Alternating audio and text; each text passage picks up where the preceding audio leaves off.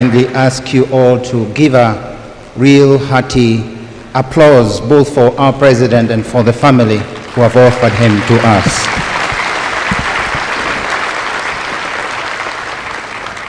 Thank you, Mr. Jimmy Kibaki and the entire family for that tribute and gratitude. Still within this context of prayer, each one of us, whatever faith you are, we invite you to continue praying for the soul of this dear father, grandfather, and mentor for many. Do not leave this place without having left your prayer. And so, within this same context of prayer, allow me kindly to invite our former Prime Minister, Right Honorable Raila Odinga, to also make his brief tribute. We invite all of us to observe respect to our late president as we invite our leader to say a few words of tributes. Your Excellency, Honorable Raila Odinga.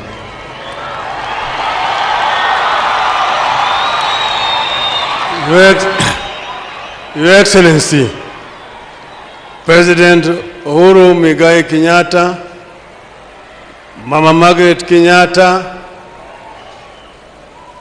Excellencies, Presidents, and other leaders from other African countries who have joined us today as we mourn our third president, Deputy President, diplomats who have been here, ladies and gentlemen, wananchi wote, hamjambo.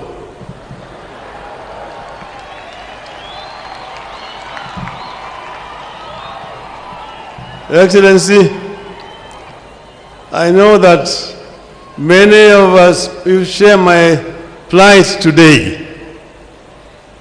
My plight today is just like a member of the clergy, either a father or a padre who is asked to eulogize a bishop, but not to talk about the bishop's religiosity or religion.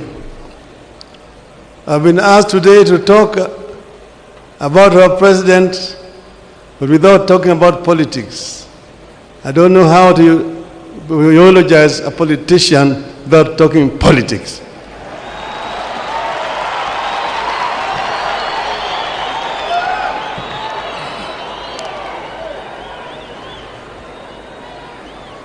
The family of Mwai Kibaki, led by Jimmy, we are all with you as the nation of Kenya at this very, very sad moment when we say farewell to a great Kenyan patriot, Emilio Mwai Kibaki.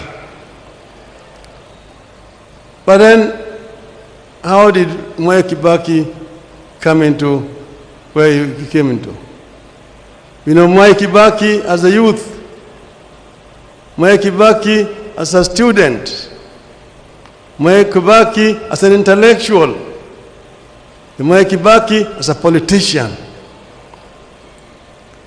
The story was told to us by Jaramogi and Mwai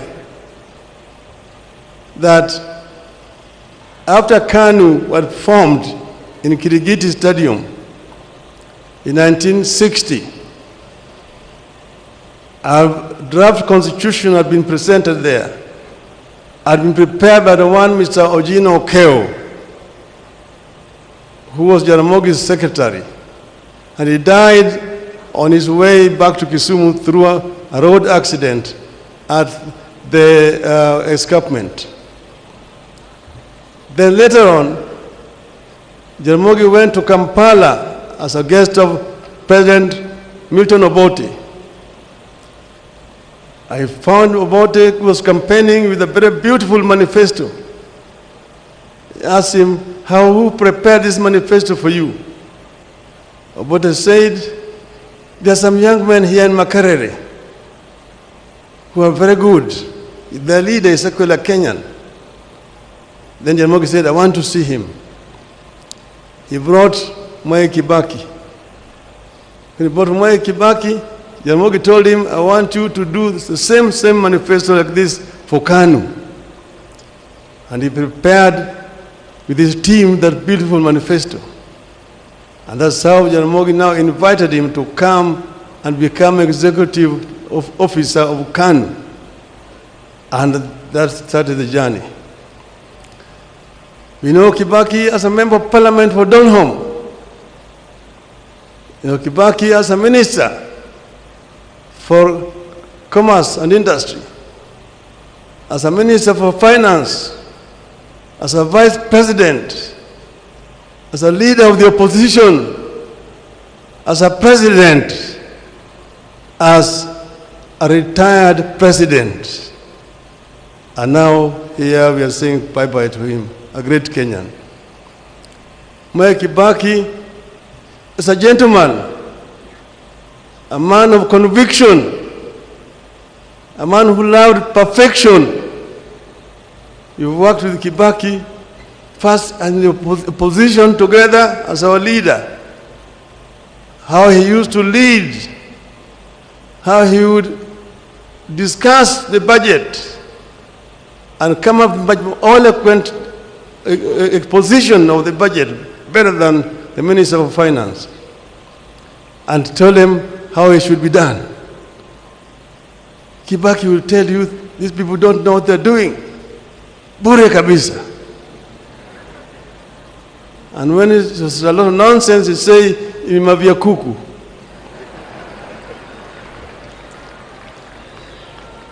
But he was a gentleman by excellence. In the cabinet, we worked together.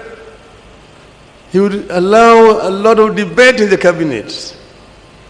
And he also gave the ministers a lot of authority and power to run their ministries. So long as you do not get yourself involved in graft. The biggest enemy of corruption, Mwai Kibaki. And nobody is indispensable when it came to issues of corruption. So we have learned a lot from Mwai Kibaki.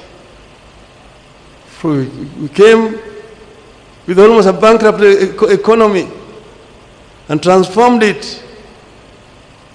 At one time when we were living, it was rising at a rate of 7% per annum because of Mwai Kibaki.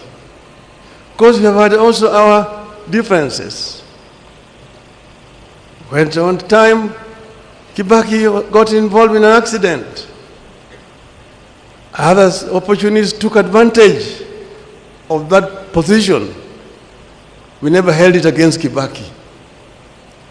At that time when we were negotiating post-election violence, the stocks had collapsed at Serena. Kofi Annan invited me and Kibaki for a meeting. We sat in the office of the president, President Kikwete, President Mkapa, Graça Machel, and Kofi Annan.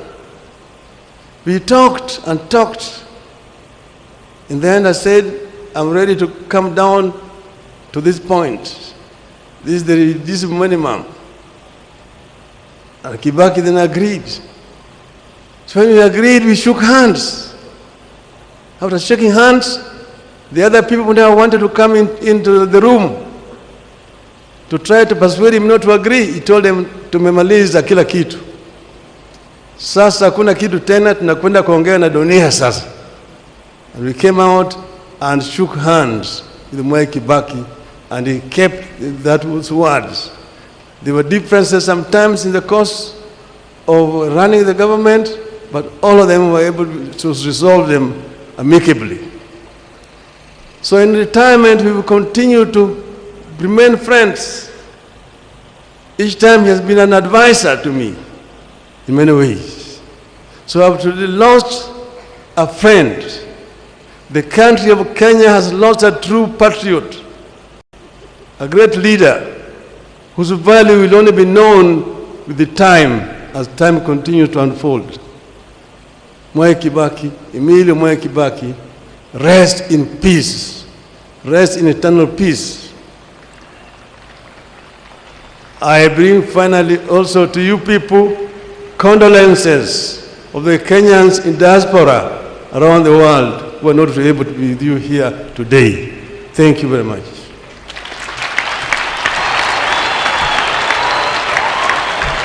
Thank you, Right Honorable Raila Odinga, for a